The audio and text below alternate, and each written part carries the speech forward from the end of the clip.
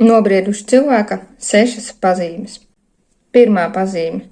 Tu pārstāji citiem kaut ko pierādīt un mēģinās viņus izmainīt bez viņu pašu lūguma un vēlmes. Tu pārstāji strīdēties ar tiem un sāc fokusēties pats uz sevi, uz sevis pilnveidošanu. Otrā pazīme. Tu pieņem cilvēkus tādus, kādi viņi ir, un sevi parāda.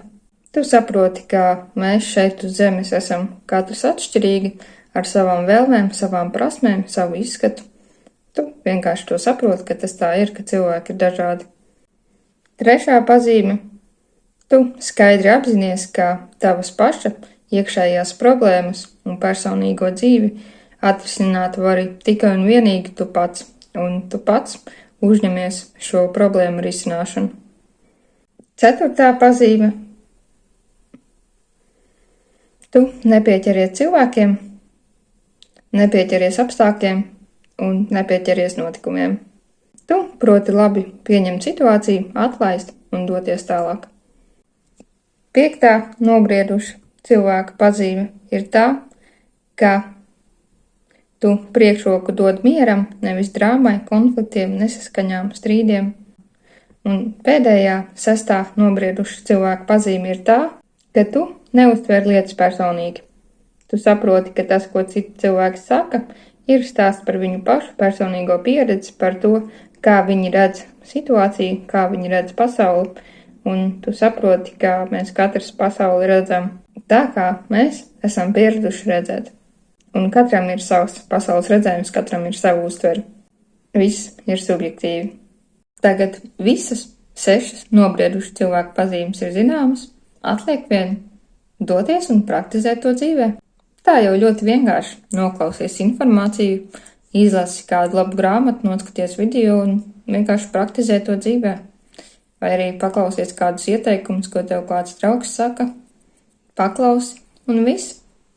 Tādā veidā jau cilvēkiem vajadzētu būt ļoti laimīgiem, ļoti draudzīgiem, iekšēji apmierinātiem, iekšēji piepildītiem, jo visapkārt taču ir informācija, kur mēs varam iegūt par to, kā būt laimīgiem, kā mīlēt sevi, kā veidot attiecības. Visu kaut ko varam iegūt, iemācīties tieši tāpat par nobriedušu cilvēku pazīmēm. Bet kaut kā ir tā, ka tas, ko mēs apziņas līmenī iegūstam, taču grūti to pielietot dzīvē, vai ne? Kaut kādu brīdi jau sanāk, bet tiklīdz kā ir stresa situācija, tā ieslēdzās zemapziņas programmas. Var jau kāds vienkārši teikt, neuztver lietas personiski.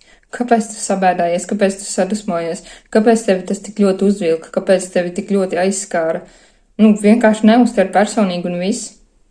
Izdodas? Kāpēc neizdodas? Neizdodas tāpēc, ka bērnībā tu esi piedzīvojis ļoti traumatiskus notikumus, kas tev vēl joprojām ietekmē. Un tie tev neatstāja. Visur, kur tu ej, visur, kur tu mēģini censties, izmainīties, būt citādāks, tev zemapziņa vienkārši atcīt atpakaļ.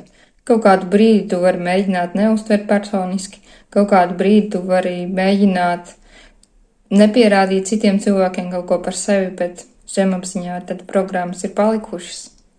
Un tie notikumi tavā dzīvē atkārtojas. Atkal un atkal tev jāsaskarās ar tām pašām sajūtām, kurām tu saskāries bērnībā, ar tām pašām situācijām vai ļoti līdzīgām. Apziņas līmenī taču tu negribi taisīt drāmas un visādus kašķus, vai ne?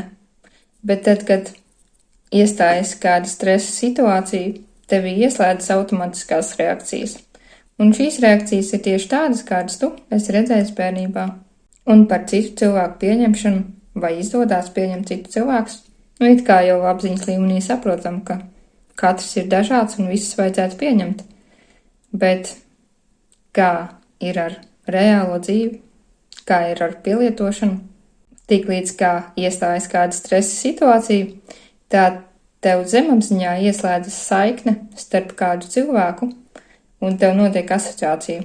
Tā ir automātiskā reakcija, un tas otrs cilvēks vienkārši tev izgaismo kaut kādu daļu par tevi pašu. Tā kā, ja tevi šobrīd kaitina citi cilvēki, ja tu nespēji pieņemt citus, ja tu centies citiem kaut ko pierādīt, Ja tu visu uztver personiski, ja tu ātri pieķeries cilvēkiem, tas tikai norāda par to, cik nesakārtots tu esi iekšēji. Jums ir pāri 30, un jūs vēl joprojām esat viens, atradīšu iemeslu. Jūs esat daudz meklējis attiecības ar sievietēm, aicinājis uz randiņiem, centies atstāt par sevi labu iespaidu, taču vienmēr piedzīvojat atraidījumu. Jums trāpās tieši tādas pašas sievietes, kādas ir bijušas iepriekšējās. Jums ir palikusi bērnības trauma no attiecībām ar savu māti. Jūs piedzīvojat vecāku nesaskaņas, strīdus un šķiršanos. Tas jums ir spēcīgi palicis atmiņā, un to spilgti atceraties vēl joprojām. Tāpēc savu sapņu sievieti šobrīd nemaz nesastapsiet. Ja jūs savas cerības vēl neesat atmetis, tas nozīmē, ka izēja eksistē. Vērsieties pie manis. Es esmu eksperte. Es pati tam izgāju cauri. Es zinu visas šīs sāpes, un es zinu, kā tām iziet cauri. Konsultācijas laikā es jums parādīšu, kas jums jādara, lai jūs piesaistītu tieši tādu sievieti, kādu jūs vēlaties. Jūs varēsiet piesaistīt sievieti ilgstošām attiecībām, tādu, kura ir mīloša, atbalstoša, romantiska, ar kuru kopā jūs varēsiet doties ceļojumos un patīkamā atpūtā. Pārnākot mājās, jūs beidzot varēsiet justies brīvīgs. Varēsiet atgūt pārliecību par sevi un pašcieņu sabiedrībā. Ja jūs ar mani tikai aprunāsieties, jūs jau jutīsieties pēc tam kā pavisam cits cilvēks. Un ja jūs nolemsiet savu situāciju risināt padziļināt, jūs vispār būsiet šokā par savām izmaiņām. Es ievadīšu jūs miera resursu stāvokli. Jums zemapziņā paliek tādu sievietes veidolu, kādu jūs šobrīd nemaz neievērojat. Tās ir jūsu sievietes. Vērsieties pie manis, es jums palīdzēšu. Tikko notika kārtējā sesija ar Ievu.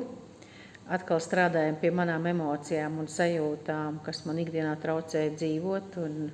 Un tas ir radījis tādu drošāku enerģiju sevī un sajūtiski mierīgāku enerģiju un tādu sajūtu, ka viss notiek un notiek uz labu un notiek arvien labāk.